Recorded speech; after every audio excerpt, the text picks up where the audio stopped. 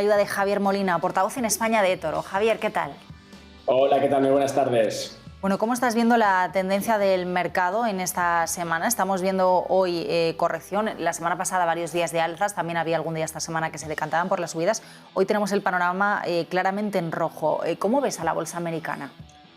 A ver, realmente hay que reconocer que desde mínimos, fíjate que tenemos un rebote del 10%. El problema es ese, ¿se trata de un rebote o se trata de realmente pues, buscar una zona tal vez ahora más de control, donde se estabilice un poco pues, esos niveles de cotización y a partir de aquí empecemos a digerir todas esas noticias, ¿no?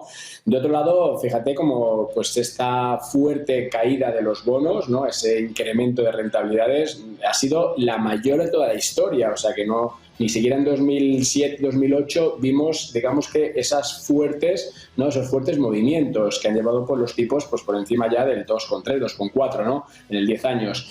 Pues bueno, eso te genera ciertas dudas, te invita a la cautela y al final, pues pese a esa recuperación, como te decía, del 10%, pues bueno, vemos que acumulamos un 7% de caídas, un 8% lo que son bonos. Al final yo creo que máxima cautela. Creo que no es un momento para comprar, fíjate, o sea, yo creo que ahora mismo sería más bien, pues eso, para intentar cerrar aquellas posiciones que has intentado buscar ahora, ¿no? Comprando esa caída, buscando ese rebote y tal vez a partir de ahí esperar. Hay que ser muy cautos porque el mercado está complejo. Fíjate que es verdad que pese a todo ese ruido que tenemos, ¿no? Pues subidas de tipos, todo el tema geopolítico, al final pues tampoco ha entrado dinero de verdad en mercado, ¿no? Entonces eso es importante, vigilar los flujos y al tiempo que ese sentimiento inversor que estaba pues muy negativo parece que ahora pues se suaviza un poco, ¿no? Es decir, se es menos negativo, pero con todas esas noticias que tenemos ahora mismo, inflación, precios de las materias primas, pues bueno, pues uno cuando menos tiene que saber pues mantener su perfil, mantener afina su estrategia, que esa es la clave pese a estos movimientos que efectivamente pues oye, han sido buenos y nos han sacado un poco de ese ¿no? sentimiento tan negativo que teníamos hace 2 semanas. El cambio de sesgo, podríamos decir, que ha registrado la bolsa, bueno, prácticamente de todo el mundo, teniendo en cuenta la fuerte subida que registró la semana pasada y que este inicio de semana, por lo menos en lo que estamos viendo en el día de hoy, pues está siendo en tono negativo. ¿Por qué están reculando las bolsas? ¿A qué se debe?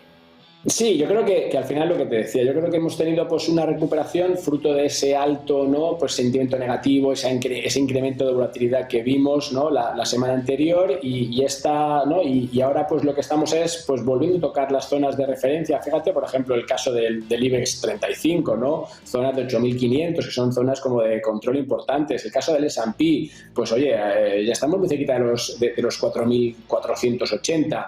Pues todo eso hace que, oye, pues que se está consiguiendo al final por recuperar, pero que ahora al no tener esa entrada de dinero que de verdad pues está tomando posiciones, que está buscando ya pues a lo mejor el quedarse con una proyección de más largo plazo, pues lleva a que pues oye, cualquier otra vez momento de incertidumbre, cualquier noticia que pueda aparecer, ¿no? Y yo te decía, pues el tema de los tipos de interés, estábamos esperando que las tires subieran, pero no de forma tan brusca. Entonces, claro, vuelves a poner sobre la mesa, oye, ¿qué viene de ahora en adelante? Se nos está va a invertirse la curva también en todos los plazos largos, ya lo tenemos en los cortos, fíjate en el 3 años, por ejemplo, y ¿qué viene después, no? Vamos a entrar en recesión, los bancos centrales están actuando correctamente, entonces son muchas las dudas. Pues te decía que yo creo que es un mercado pues muy de corto plazo para quien sepa aprovecharlo, pero aquel inversor que esté buscando más, pues o sea, hacer su cartera, posicionarse correctamente, pues tiene que tener muy definido su perfil, porque si no se puede dejar llevar por estas idas y venidas, ¿no? Yo creo que vamos a seguir viendo más volatilidad, vamos a seguir viendo más movimientos bruscos y es la nueva norma para este 2022, sin duda alguna.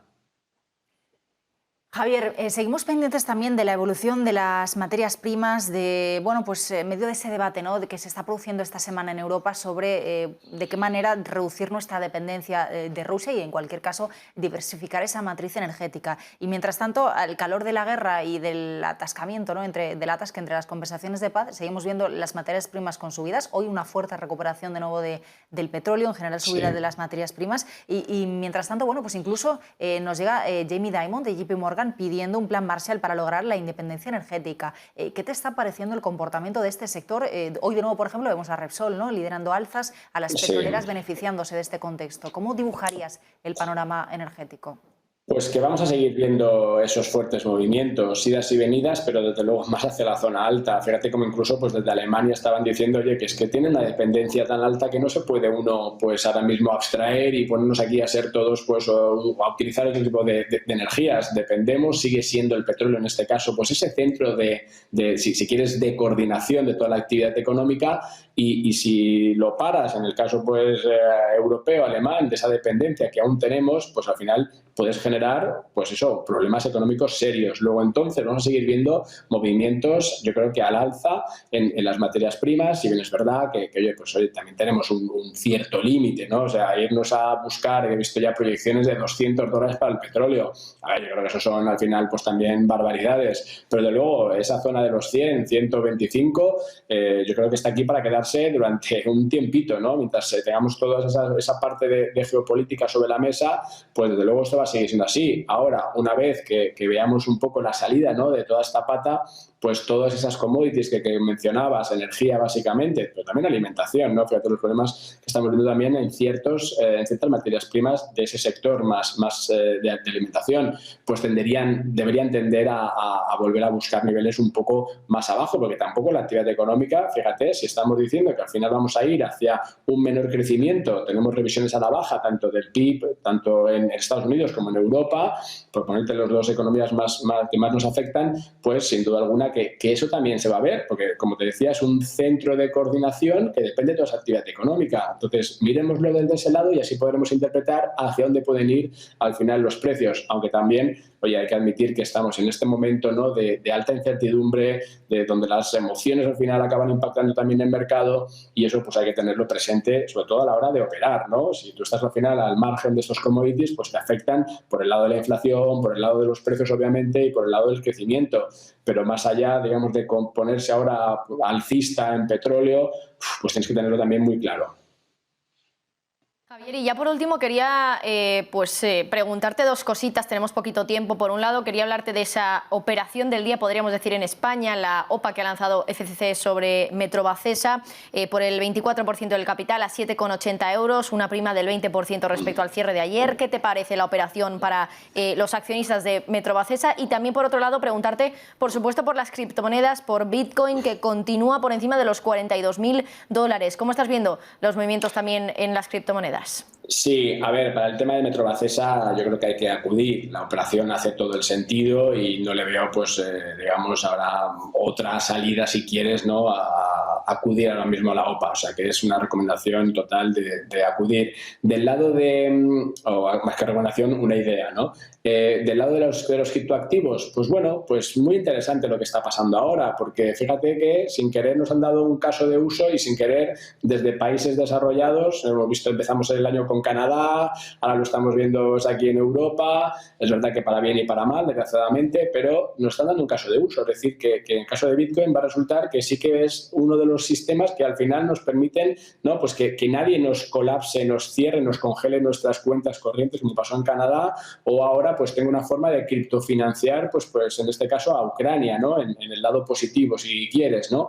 Entonces, bueno, pues es un paso más, es un paso hacia esa adopción, es un paso para decir, oye, pues sí que tenemos un sistema financiero alternativo, yo creo que eso es interesante, y del lado de los precios, pues atentos, porque una ruptura de la zona de los $45.000 sería muy alcista, y por abajo, pues mientras no pierda los 35.000, es un rango muy amplio, es Bitcoin, tiene volatilidad del 10%, o sea, del 100% anualizada, con lo cual eso es normal, movimientos del más menos 7, 8% son normales, pero ese es el rango de precios, y yo creo que se va a ir más hacia el lado de arriba, porque esta última corrección, si te fijas, lo que se ha producido es algo muy distinto a la que tuvimos en 2021, y es que se han soltado por parte de las manos débiles, esos inversores de corto plazo, y han estado acumulando las manos fuertes, porque las posiciones de los que tienen los bitcoins a largo plazo, que es lo que se ve en la blockchain, pues eso te indica.